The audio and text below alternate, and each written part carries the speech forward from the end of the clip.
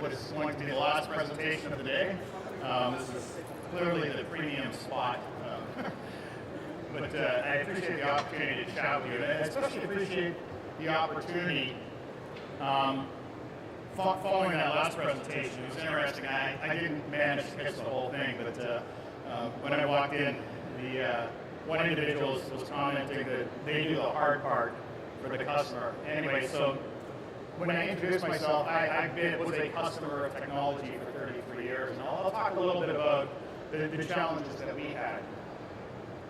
So the title of my presentation was the CIO Key Influencer in IoT. And you know, what's up on the slide says 100x, because my view of technology is we go through these massive waves, and each wave creates challenges for the CIO, benefits for the organization, but challenges for the CIO. So I want to talk a little bit about that. But before I do, let me introduce myself. My name is Randy Krotowski. I spent 33 years at Chevron, first in engineering and operations, building major capital projects, software platforms, drilling wells, and then I went into IT. And I spent the next 15 years in IT. The last job I had there was the CIO for the exploration and production business. I had, I don't know, 3,000 or 4,000 people working for me, $1 billion budget, building lots of technology. But the challenges for me wasn't about people and money. I mean, people and money are always a challenge. It was about applying technology. And the last thing I did at Chevron before I retired was accelerate our digital oil field efforts. Accelerate IoT inside of Chevron. And then as I was retiring from Chevron, I got recruited to Caterpillar, where I was the corporate CIO for 3 years, primarily focused on bringing technology into oil fields and mine sites and enabling the digital channel. I stayed there 3 years, had a turn in their business, and my job got less interesting. It's probably the best way to describe it. I was asked to focus more on traditional IT, and I was keen to see what was going to continue to evolve in the IoT space, so I left. Currently, I work for a partnership called Momenta Partners. It has 3 lines of business. It has venture business, where we take positions in companies and help accelerate them, either to growth or to exit. We have an executive search business that looks at talent across the IoT work landscape, really anything to do with what we call the connected industry, which is industrial IoT. And then we have an advisory business where we work with small companies and large companies that are trying to figure out the space. And what we've done is managed to bring an interesting and eclectic group of practitioners together to offer a viewpoint. I'm one of those eclectic people. Anyway, just to give you sort of a perspective on IoT from a company that has been applying it for 2 decades, probably the best way to describe it. IoT we don't see as something new. In at least the oil industry and the construction industry, heavy equipment industry. It's been around for a long time, and if you are a company trying to sell to me, you have to recognize that. You need to get inside my head and my company to understand how we view what's going on in the technology landscape. You know, we've been doing industrial automation, we've been trying to roll out predictive analytics for a very long time, and I'll tell you a couple stories about that. Anyway, getting back to this 100x that's on the screen, you know, when we went from mainframe to PCs, it became 100 times more valuable to the companies, 100 times more complicated for the CIO. They didn't have control of everything anymore. And I'm old enough to remember that transition. I wasn't a CIO then. I was an engineer creating tools for the CIO. Then we had the internet transition. That was all about connection, collaboration. What was interesting about the .com days and the internet transition is 100 times more complex, significant business model evolution for anybody that had a product that could be digitized, so books and movies and media, or that could be radically disrupted by a digital channel. The interesting thing is it took 15, 20 years to play out. I currently live in the US and I'm Canadian, but you look at companies like Best Buy that are struggling as a retailer, primarily because of what happened almost 2 decades ago with the internet and e-business rolling out. As I mentioned, IoT is not new. What IoT can do is very new. Today, the fact that you can put intelligence at the edge, one, sensors are cheap, you can put intelligence at the sensor and begin doing things that you couldn't do before, whether it's managing parking spots. Nobody could afford to spend money to manage parking spots. When you only charge $2 or €2 to park there, you couldn't put technology to manage that, it was too small. Today you can. You can do it economically. There's people out on the show floor that will sell you that technology. You also have machine learning that can be applied at scale. I've had the fortune to work with some amazing companies over the last couple of years. And machine learning is being applied to more and more problems. Clearly it goes to the high financial consequence areas first. Fraud detection in financial transactions is kind of the biggest puller. But today you can apply it to almost any kind of problem. And what's fascinating to me is I could afford it when I worked for Chevron to apply predictive analytics to a $5 million turbine or a $25 million piece of equipment.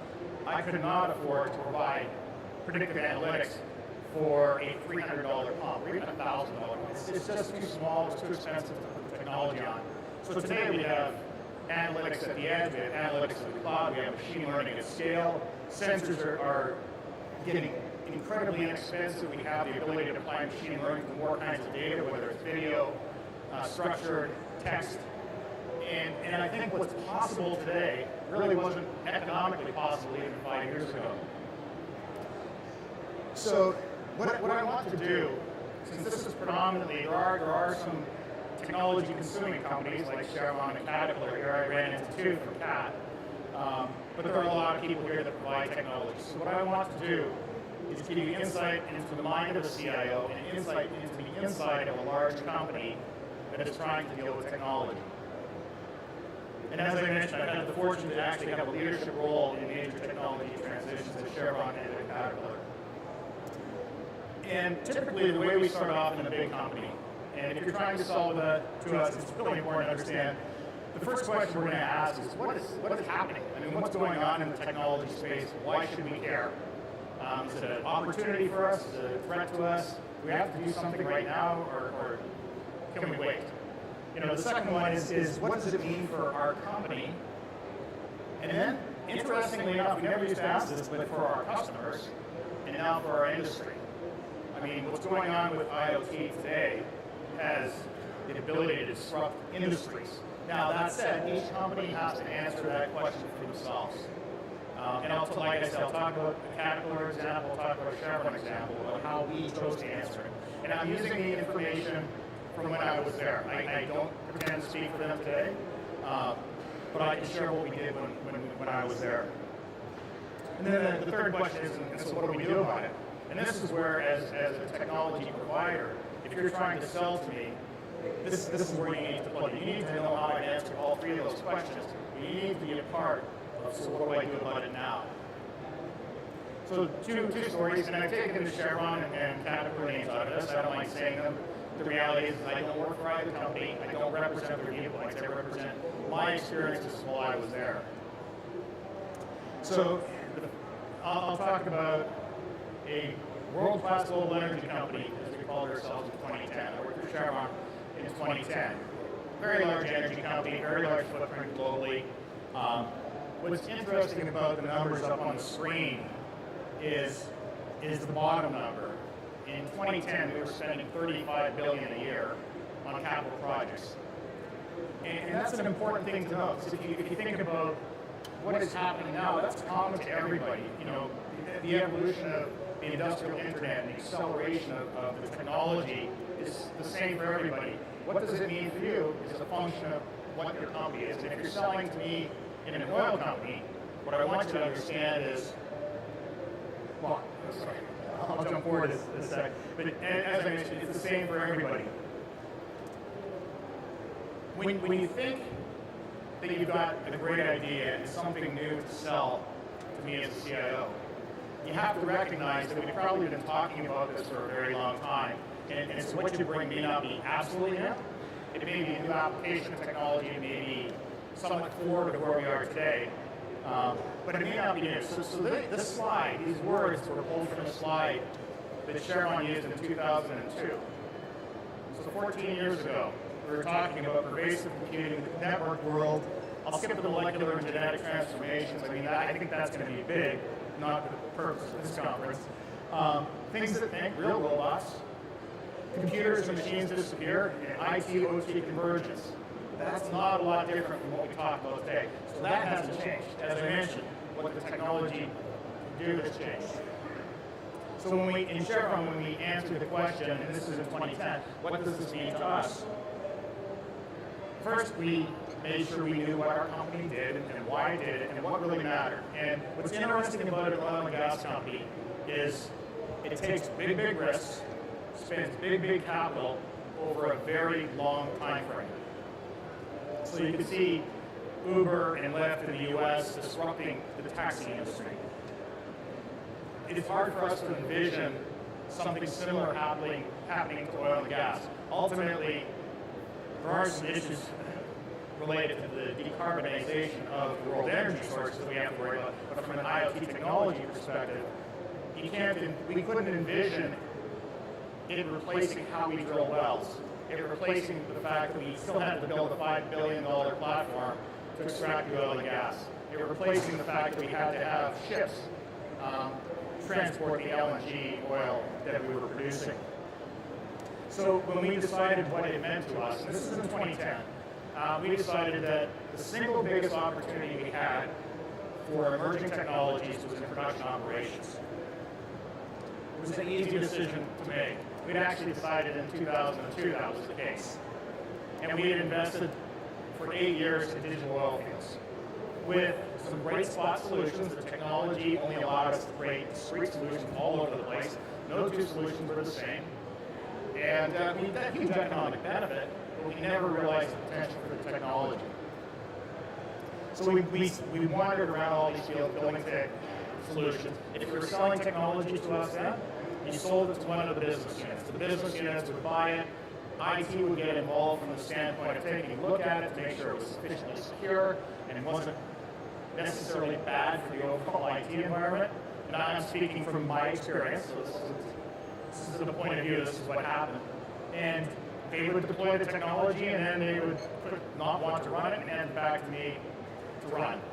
And that was the model, and that was okay, because I was all for doing innovation at the edge where innovation belongs in our business units, and at the same time just being there enough to make sure no poor technology choices were made. At the same time, couldn't scale it. I mean, if you think about a smart city, if every city is uniquely different and every operation in that city is uniquely different and every parking lot in that city is uniquely different, nobody's ever going to get to a smart city. We did not get to a smart field. So in 2010, we brought together people, process, technology, and information. We restructured it. I worked with one of the presidents of the company and dealt with many of the things that you should be aware of inside of a large company. One, getting alignment on the right things to do and what to buy and who has the right to do things is a huge thing in a large corporation. We had to get alignment. What are we going to do? We had to put a vision in place. How are we going to achieve it? Getting money to do all the things that we wanted to do is a challenge. In this case, we put together, this was a tricky one because we weren't asking for money for specific projects. We just felt that we needed to accelerate digital oil fields, move to agile development, service-oriented architectures, bring in some predictive technologies. And so we just said, we found enough opportunities that if you gave us $70 million a year for the next 5 years, we could spend it wisely. Which is an interesting way to ask a large corporation for money. And so they gave it to us, of course, because we got very good at asking. And we kicked off a program that was a 5-year program, $350 million, to accelerate the deployment of industrial-grade technology solutions to oil fields. And what was different about this program, one is we had clear alignment. So if you're selling to us now, this would be a really good time to be talking, because now we were looking for the right technologies. The right technologies had to be scalable. We weren't looking to develop one-off solutions for each field. We were looking to develop a solution for a particular kind of business problem and then replicate it globally. So do it once and then do it 20 or 30 more times. Um, and ultimately, amazingly enough, the program actually wraps up next Monday. We kicked it off. I stayed for 2 years. It was up and running. And it does some amazing things. We do have, at Chevron, predictive analytics on all critical rotating equipment. So that all of that has got predictive analytics on already. And we use commercial technology for it. We have a suite of solutions that is looking particularly around safety in operation, safety, and drilling. We have a suite of solutions that allows us to remotely operate our drilling rigs if we have to evacuate our platforms. In some of our more recent platforms, we actually have an onshore control room in Houston that can be flipped between multiple different platforms if there's a hurricane. So we've taken a good step forward. Do we have predictive analytics applied to our assets? Absolutely not. And that is what I can see being the next generation. That is what all the technology out before can help Chevron with. So Caterpillar was a different sort of company. Chevron was keenly interested in technology and has been for decades because it spends so much capital, and it really thought that it had to get good at seeing where technology was going to save a lot of money and get very good at spending it because those expenditures are going to be in place for a very long time. Caterpillar was a more traditional heavy equipment manufacturer and a different kind of business. When I went there, I was brought in because of my digital oil field experience to help Caterpillar, and one leader at Caterpillar, a man named Ed Rapp, who I had huge admiration for, a lot of admiration for the company, but Ed, that's why I went, that one person. He had a vision for technology that could help Caterpillar mitigate some of its the loss of competitive advantage is probably the best way to describe it. So Caterpillar competes on a premium product, premium service at a premium price. They have outstanding products. Now that said, their competitors have pretty much closed the quality and productivity gap.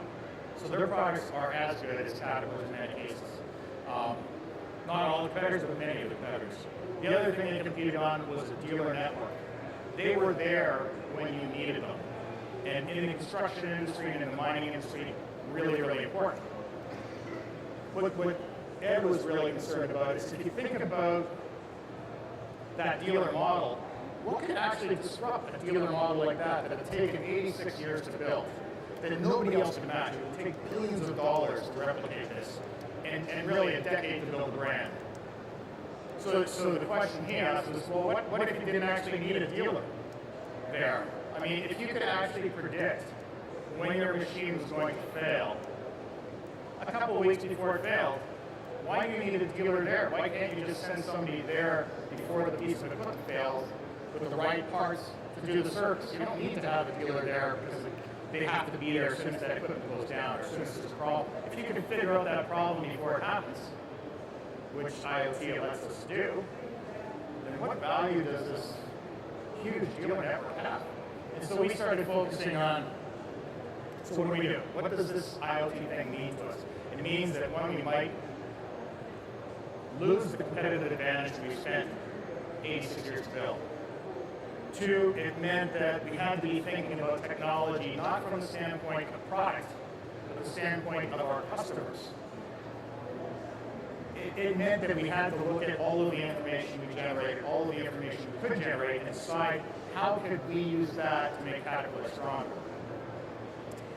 And what was interesting, Caterpillar, like every large company, wants to make money. We also had to think about when we start investing increasingly in technology, how do we monetize it? How do we turn that major investment in technology into money?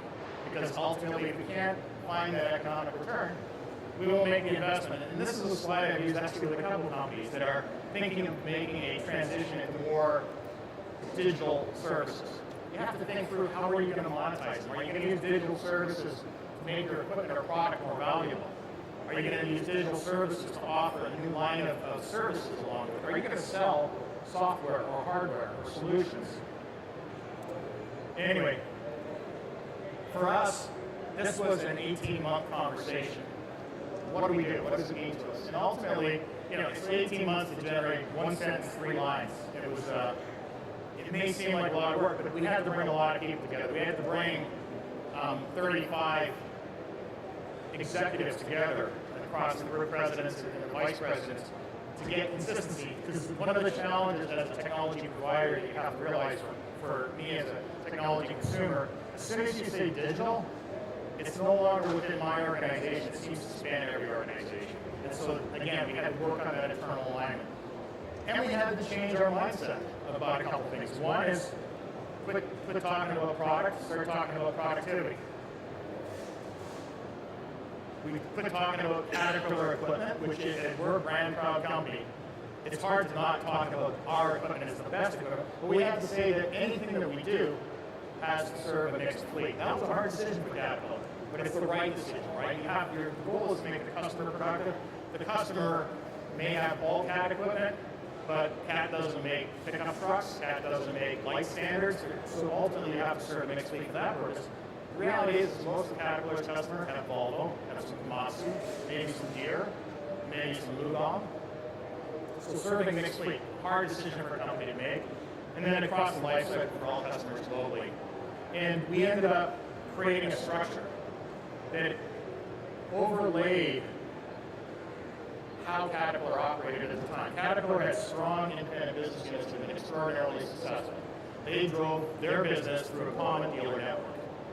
And again, over the decades, it had been successful. But as soon as we started talking digital, we had the IoT thing. We had Cat Electronics. They had the operations technology.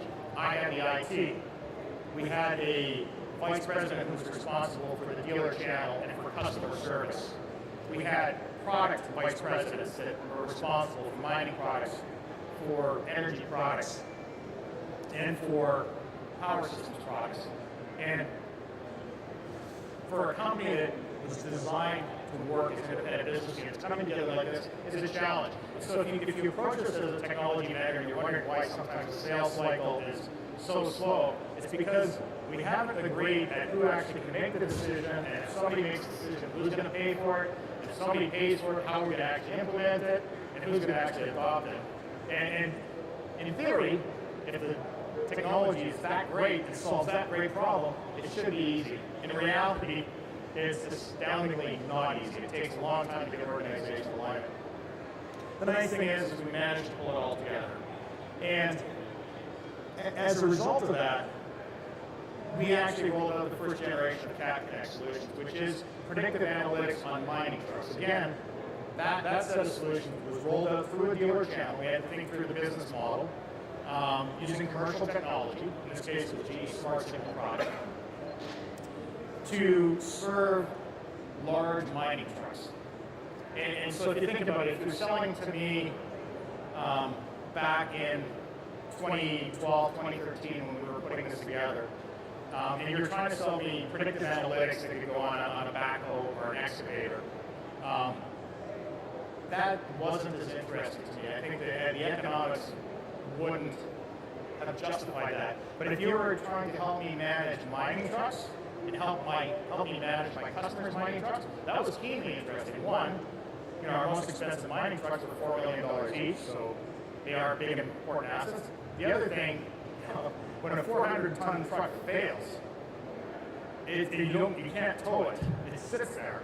And in the case of the mine site operation, it sits there in the middle of the haul road. It could shut down the mine operation, so huge economic drivers for us to roll out a technology solution.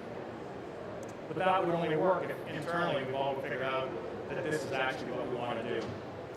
So I retired, sort of retired, I'm not really retired, but I retired 2 years ago from a large corporate job, primarily because I saw a lot of things going on in the Internet of Things space. I think walking the floor today and seeing the technology, there's some amazing things going on. It's not new, but what you can do is extremely new.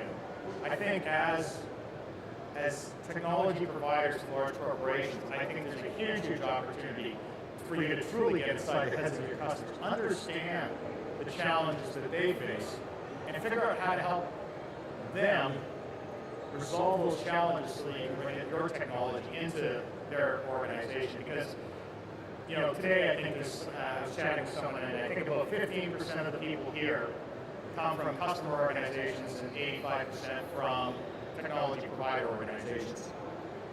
That's going to change. I mean, this year's better than last. future years will be better than this one. The opportunity to serve large industrial companies is going to open up very, very wide. And I think a big part of being successful in this space, there's going to be a few things to drive success. One, did you make good technology best? Did you know your place in the ecosystem?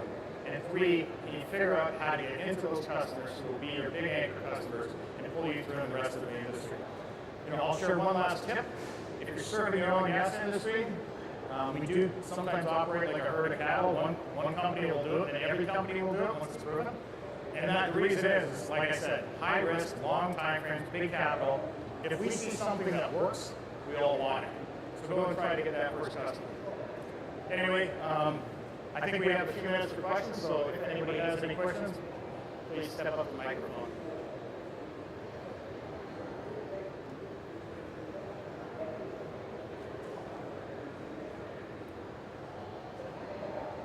And if there are no questions, I encourage you to please enjoy the rest of the evening. I'll be up here for a few minutes if you want to come and chat.